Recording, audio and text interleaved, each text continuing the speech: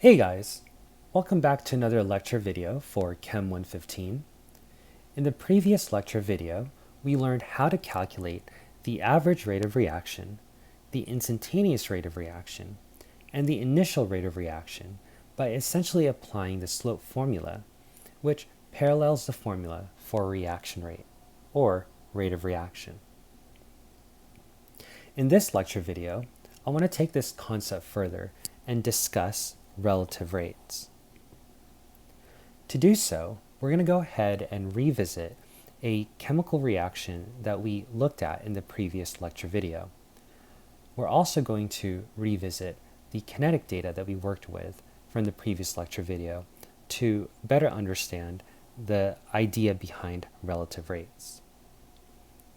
So, looking at this balanced chemical equation, we have hydrogen peroxide decomposing into liquid water and gaseous oxygen. And so the kinetic data only reflects the changes in hydrogen peroxide as it is being decomposed or as it is being consumed from 0 to 2,800 seconds. So based on the changes in the concentration of hydrogen peroxide and based on the changes in, for example, time, we can go ahead and calculate an initial rate or instantaneous rate or an average rate of reaction, depending on what points we use, which is great. But what if we don't want to calculate the rate of consumption of hydrogen peroxide? What if we wanted to determine the rate of production of water or the rate of production of oxygen gas? And so does this mean that we have to go back to lab and do another experiment just to get kinetic data for water and O2 for these two chemical species? And so the quick answer to that is no, you do not have to. It turns out that we can use the coefficients from a balanced chemical equation to make relative relationships between reaction rates among these different chemical species, as long as we know the rate of reaction for one of them, for at least one of them. Okay? And so that's what relative rates is all about. It's all about determining the rate of reaction for one of these chemical species, and then using the balanced chemical equation to create these relationships so that we can figure out the rate of the other chemical species that's involved. And so once again, as long as you know the rate of one of these chemical species in the balanced chemical equation, you can use the coefficients of the balanced chemical equation to determine the relative rate for any other chemical species that's present. Now, the way that we will be making these relationships is a little bit different than what you guys are used to doing from the first semester of general chemistry. We're not going to build a dimensional analysis or anything like that. What we're going to do is we're going to follow a specific formula. And before I show you guys the formula, I just want to talk about what's going on in this generic balanced chemical equation. And so the coefficients for each of these chemical species is going to be represented by alpha, beta, gamma, and delta. So these Greek letters are going to represent the coefficients, whereas capital A, capital B, capital C, capital D is going to represent the chemical substance that's found in this balanced chemical equation, so whether it's a reactant or a product. Okay. And so according to the formula for relative rates, if the rate of the chemical reaction is proportional to the reciprocal of the coefficient times that by the change in concentration over change in time. right? And so notice that the pattern is the same amongst chemical species. There's only a couple things that are different. Okay, and so let me talk about the similarities. So everything is a reciprocal. So we're taking the reciprocal of the coefficient. Okay, so that's a common theme. And so what's different is, for example, the negative signs and the identity of that chemical species. So let's go ahead and kind of decompose this formula to better understand how this works. And we're going to use this in several problems so you can get a functional understanding of how to use this specific formula. So looking at this piece right here, this piece right here, and this piece right here. So all of these are the reciprocal of the coefficient for that specific chemical species. So I'll go ahead and write that down.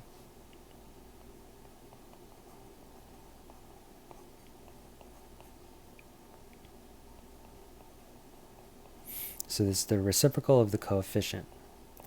And the reciprocal of the coefficient is being multiplied. So let me erase this.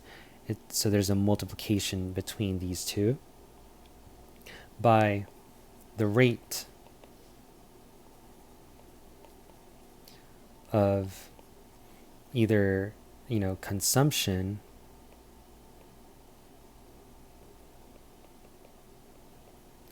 or production of, substance X.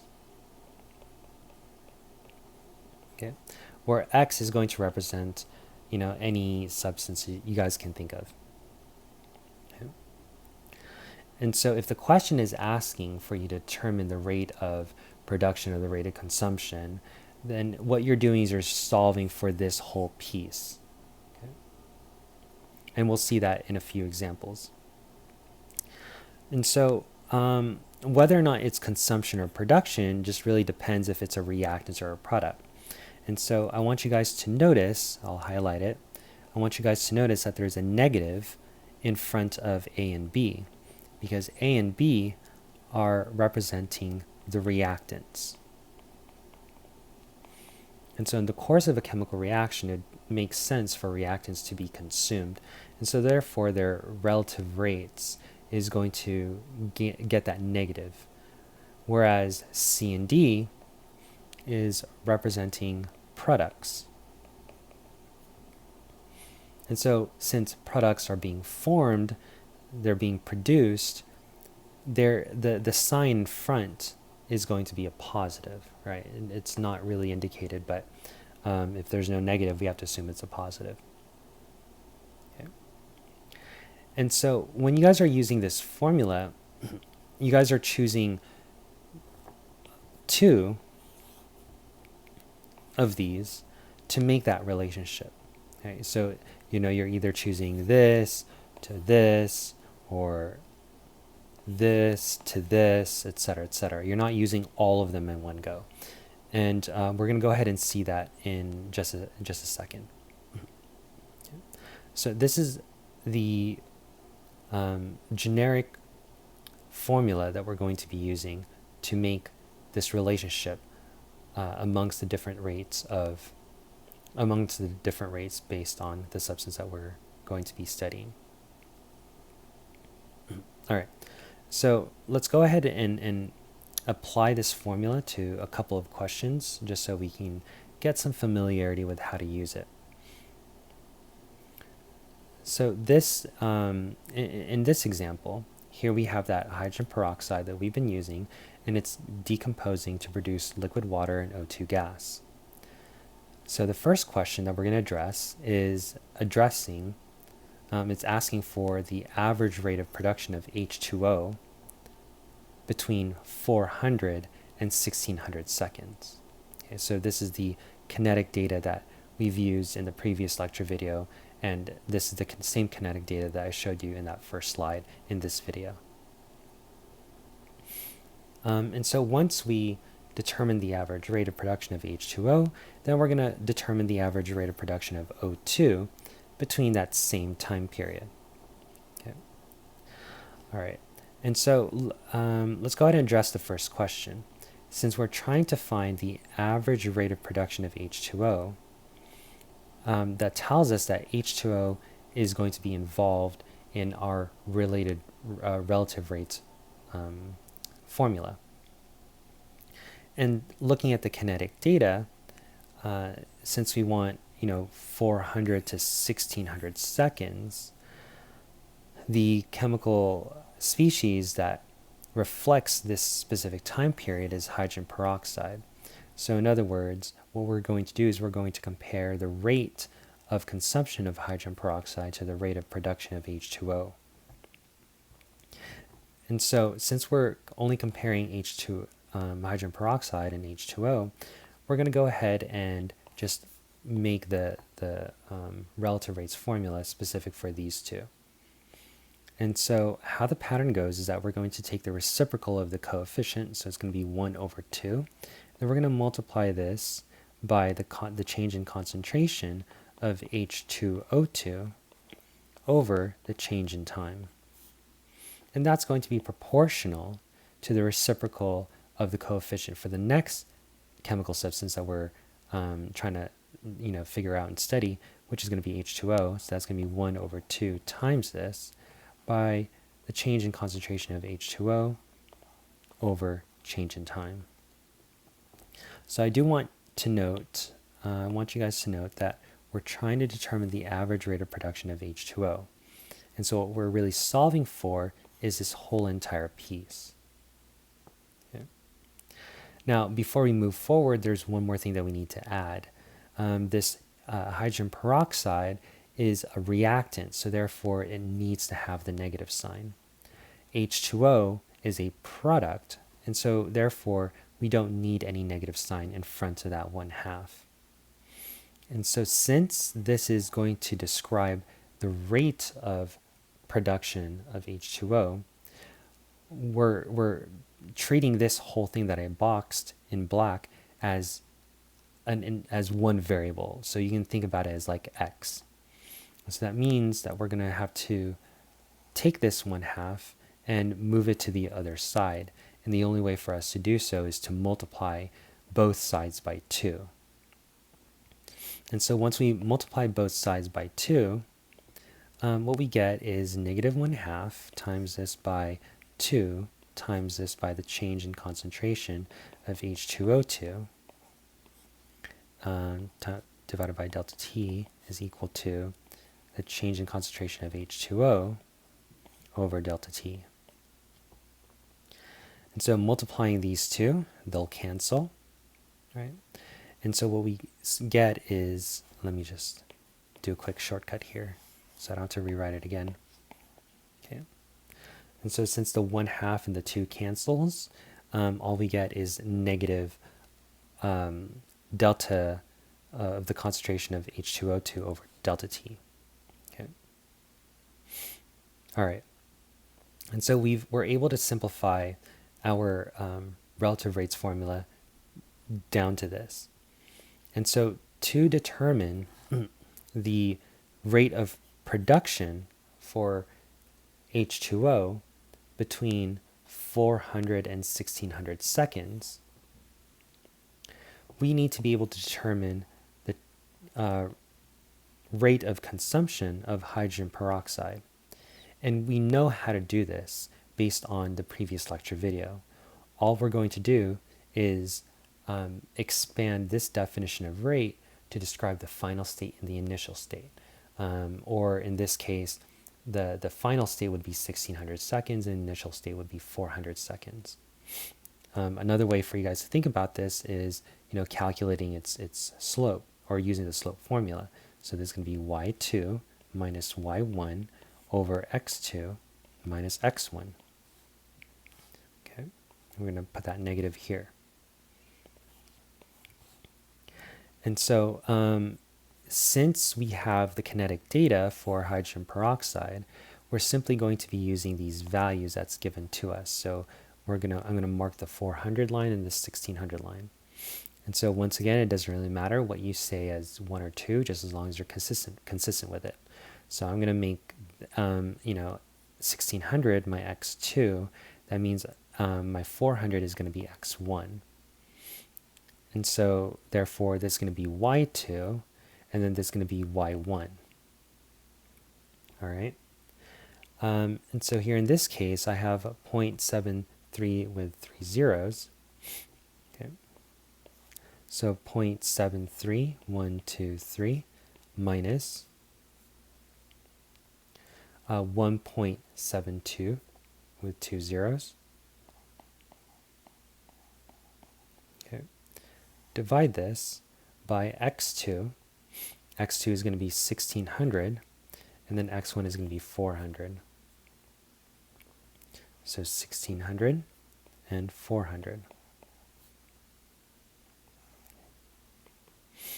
Now I'm going to go ahead and plug this into the calculator. So here I have 0.73000 minus 1.7200, and then that's going to give me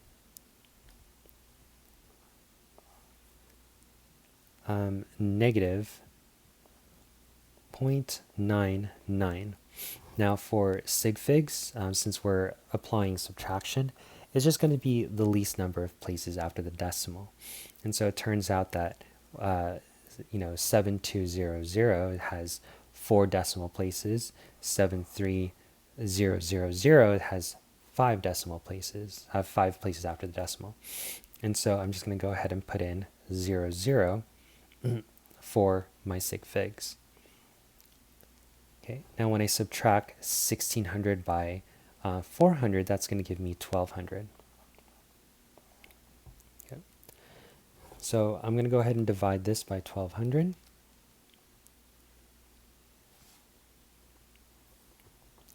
And what I'm going to get is negative, parentheses, negative 8.250 times 10 to the negative 4. Now, in terms of sig figs, we have to apply the rule of division. So here in this case, this is 4 sig figs, and then this is 2 sig figs. And so we're going to go ahead and basically round that answer to represent 2 sig figs. And then notice how there's a negative here, right? So negative times negative is a positive. So this is going to be positive 8.3 times 10 to the negative 4. Now, a number is meaningless without a unit. Remember, we're trying to calculate rate. So this is going to be molarity per second. So if you're unsure, just check out the units. So this is molarity over second.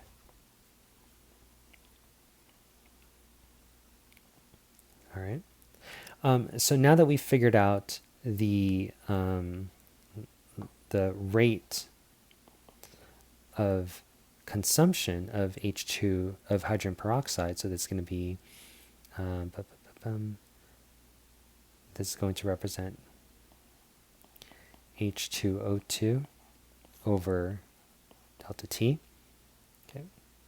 We're going to go ahead and plug in this number into this piece right here that I just circled. And so since the change in the concentration of hydrogen peroxide is proportional or equal to the change in the concentration of water over time, okay, it turns out the average rate of production of H2O is still going to be this answer. Okay. And so this was the relationship that we ended it right here. And so for us to determine the average rate of production of H2O, we needed to determine the average rate of consumption of hydrogen peroxide between 400 and 1600 seconds. Okay. And we did so by applying the slope formula. So we already took the negative into consideration. And what we got is 8.3 times 10 to the negative 4. So that's how much that's being consumed for hydrogen peroxide. So that's the rate of consumption for hydrogen peroxide. And so since that's proportional to the rate of production of H2O, we're still going to get the same answer. Okay, cool. All right, so we're going to go ahead and look at the next one. We're going to try to figure out the average rate of production of O2 between the same time period, 400 and 1600 seconds. And so that helps us, if we're still looking at the same time period, that helps us because that is going to inform us that the rate of consumption of hydrogen peroxide is still going to be 8.3 times 10 to the negative 4. Now we're just going to relate it to with respect to O2. Okay.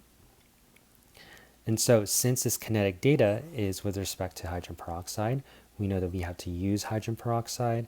And the second question is asking us to determine the average rate of production of O2. So therefore, we have to use O2 when we're making these relative rates. And so we're going to go ahead and set up the formula. So we're going to take the reciprocal of the coefficient, and then we're going to multiply that by the rate of change of hydrogen peroxide over change in time. And remember, this is being consumed, so we're going to put a negative, which is equal to the reciprocal of the concentration of O2. So if there's nothing, we're just going to assume that there's an invisible 1. So it's going to be positive 1 over 1 times this by the rate of change of O2. Okay. And so what we're going to do is we're going to solve for this, right? Because we're trying to determine the average rate of the production of O2. So that means that we need to get rid of this 1. Well, 1 by itself is just itself. So really what this formula breaks down to, and I'm just going to copy it. I'm going to duplicate it so I don't have to write it again.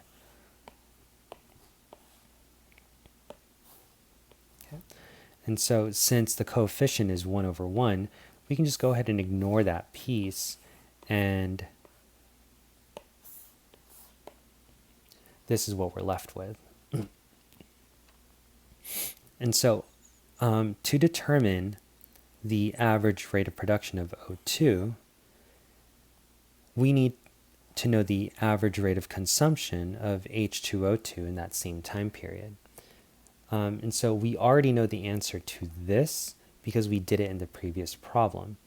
The average rate is going to be 8.3 times 10 to the negative 4. Okay. So it's going to be negative over 1/2 times this by parentheses negative, okay, 8.3 times 10 to the negative 4.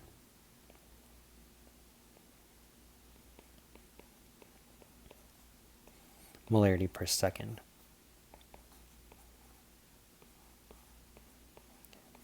And so some of you guys are asking why I included the negative. If I don't include that negative, then the final answer will be negative. And so remember that the rate of production of O2 is a positive value, right? All rates must be reported as positive. And so this negative that I added in really stems from this raw answer. And that negative will help us to report a positive value for the rate of production of O2. Okay. So according to this calculation, all we have to do is take that answer and divide it by 2. Okay, so we have 8.3 times 10 to the negative 4. Divide this by 2. Okay, and so that's going to give me positive 4.2, if I round up, times 10 to the negative 4. And so I'm rounding up because I want to keep 2 sig figs. Okay. Molarity per second.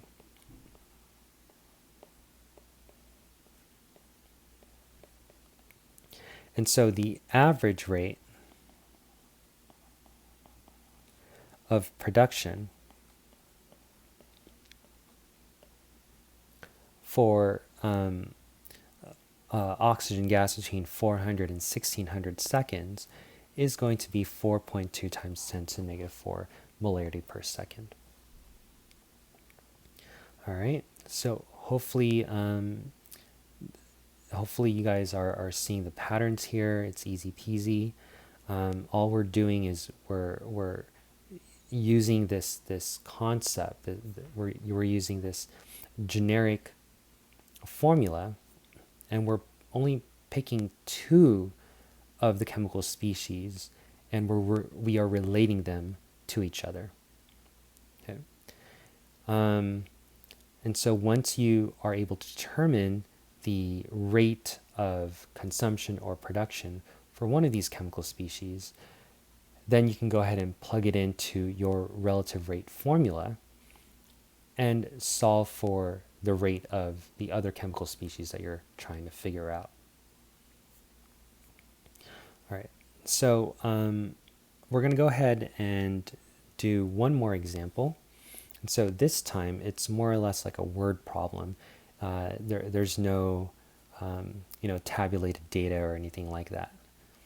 Okay, so we're going to consider this specific chemical reaction. We have NH3 or ammonia reacting with oxygen gas to produce nitrogen monoxide and a water vapor.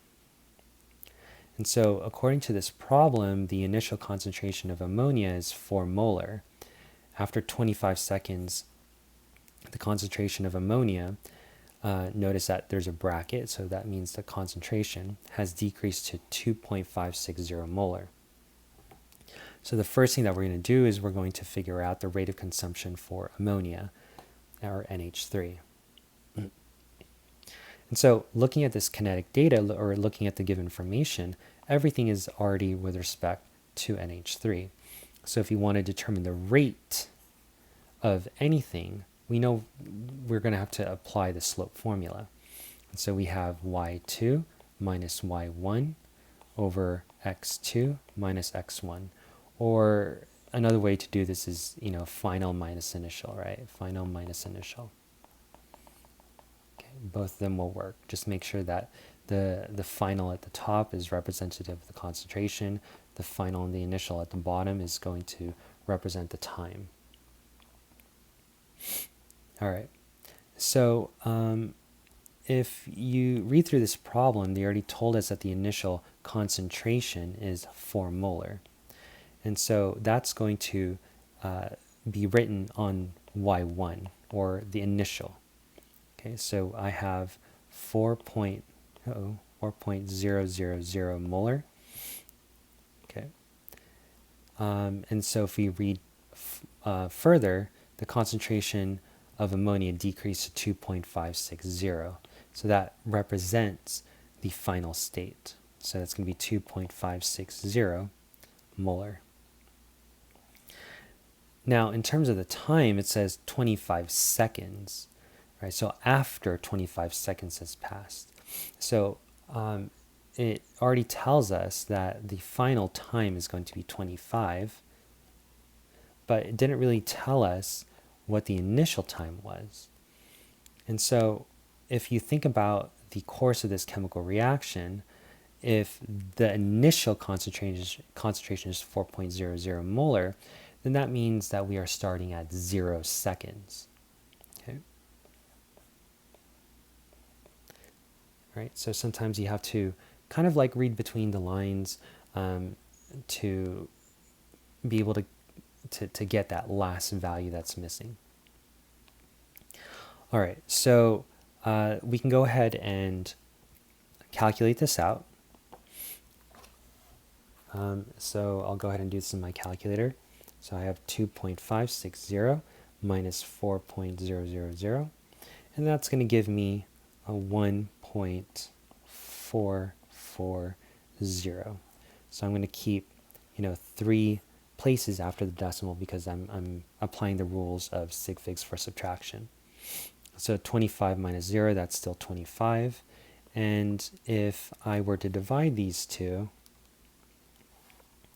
I'm going to go ahead and round up to 5.8 times 10 to the negative 2. So the calculator answer is 5.76, but I need to report 2 sig figs in my final answer. So this is molarity per second. Okay. All right, so remember that your rate cannot be negative. So this answer is not the final answer. This is just describing the slope, if you will. We can go ahead and substitute this to represent the rate of consumption or the rate of reaction or reaction rate, however you want to term it. And that's going to be negative 5.8 times 10 to the negative 2 molarity per second. And so I'm going to move this negative to the other side. So therefore, I'll just copy this so I don't have to rewrite this again. Okay.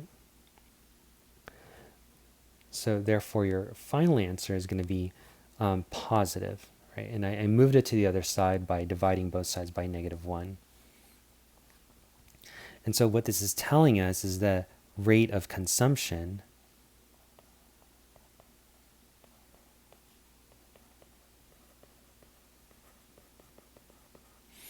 of ammonia, which is NH3, is going to be 5.8 times 10 to the negative 2 molarity per second.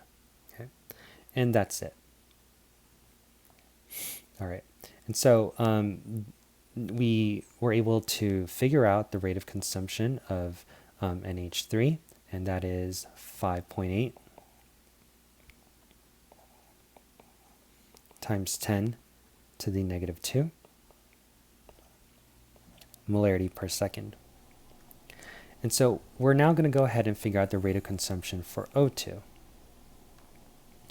And so for us to determine the rate of consumption of O2, we have to relate the rate of consumption of NH3 to the rate of consumption of O2. So in other words, we're going to use this idea of relative rates and to compare the rate of consumption of NH3 to that of O2. And so to do that, we're going to take the reciprocal of the coefficient. So it's going to be negative because we're consuming NH3. Negative 1 over 4 times this by the rate of NH3, which is proportional or equal to the reciprocal of the rate of consumption of O2, a reciprocal of the reciprocal of the coefficient times that by the rate of consumption of O2. So it's going to be negative 1 over 5 times this by the rate of 2. Okay. And so this is what our relative rate formula will look like between NH3 and O2. And so to solve for this whole entire piece, because that's reflecting of the rate of consumption of O2, we're going to go ahead and move this over to the other side.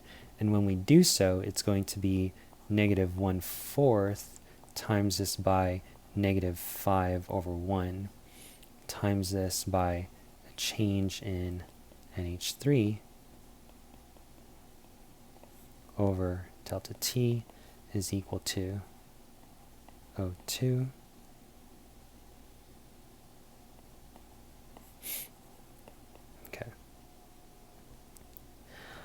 so the last thing that we're going to do is we're going to substitute this whole term for this value. Okay? And so here we have negative, so negative times a negative is a positive, so we just have 5 over 4 times this by 5.8 times 10 to the negative 2 molarity per second, which equals to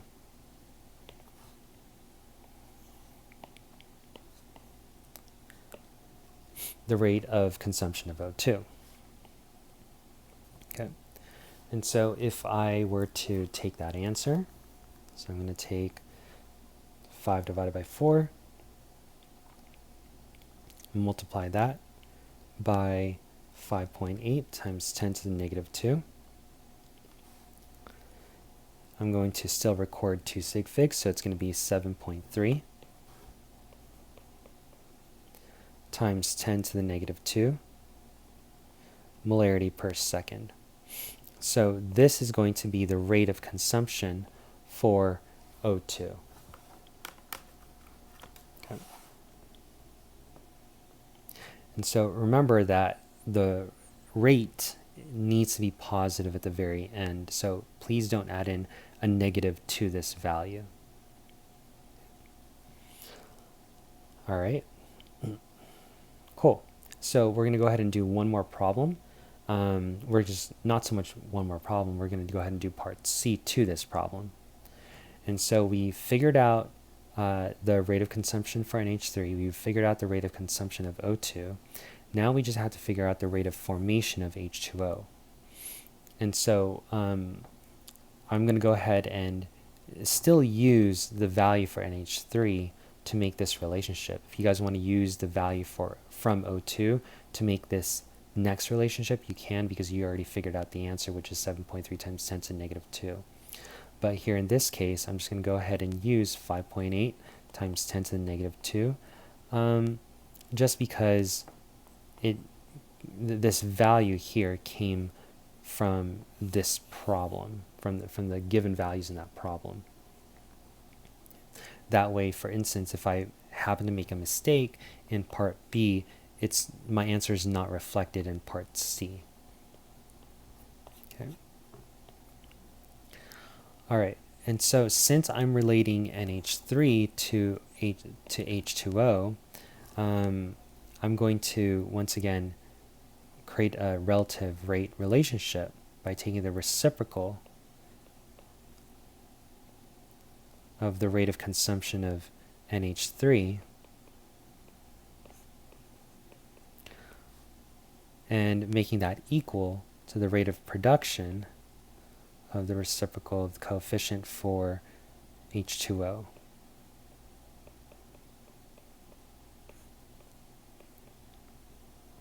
Okay. And so once again, note the problem is asking us to solve for the rate of formation. So here in this case, this is describing rate, so that's what we're solving, that whole entire term. And so I'm going to go ahead and move this 1/6 to the opposite side. So this is going to be negative 1/4 times this by 6/1 times this by this whole piece. I don't feel like writing this again. Times this. Okay. All right. And so now that I've solved for the rate of formation of H2O, all I have to do is substitute the rate of NH3 with the value that was calculated earlier, which is 5.8 times 10 to the negative 2. So this is going to be negative 6/4 times this by 5.8 times 10 to the negative 2 molarity per second. Okay. Now, remember that the final answer must be positive. And so I'm just going to go ahead and add a negative value here so that the negatives will cancel. And so this negative value once again came from the original answer, right? Negative 5.8 times 10 to the negative 2. Okay. All right, and so that's going to equal to, I'm just going to plug that into my calculator just in a second. So I have 6 divided by 4, which is 1.5, times this by 5.8 times 10 to the negative 2. And then that's going to give me 8.7 times 10 to the negative 2.